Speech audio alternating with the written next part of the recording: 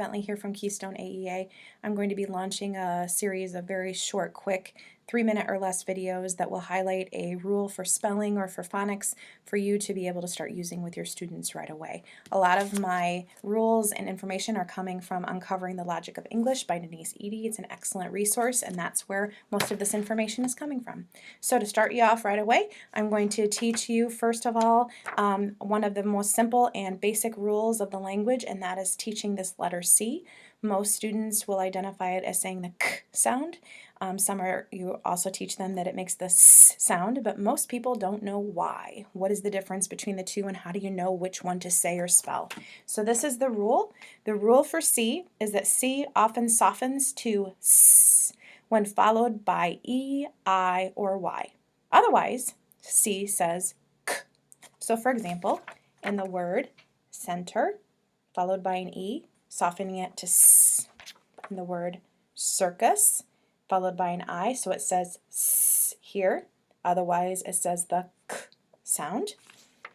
And such as the word icy, followed by a Y, so it's going to be short to change to the s sound.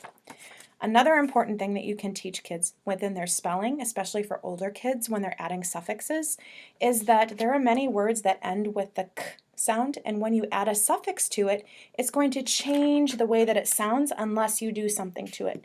So for example, if we are going to go picnicking later on the day for lunch, this sound is going to change to s because it's followed by an I, making that C soft. So what we have to do is add in a K to protect that C and maintain the k sound for picnicking.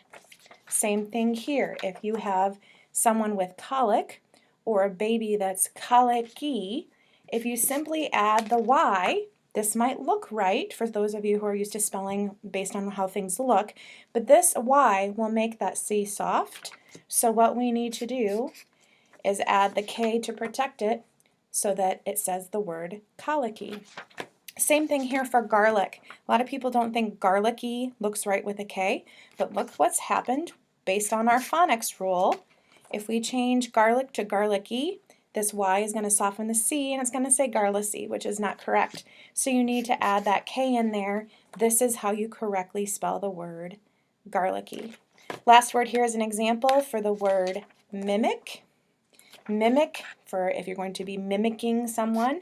I know now that the I would change it to a soft C, so I add a K there to make the word mimicking. To start using this rule with your students right away, either through their spelling or their decoding strategies within their reading. Remember that the C always softens to S when followed by an E, I, or Y. Otherwise, it says K.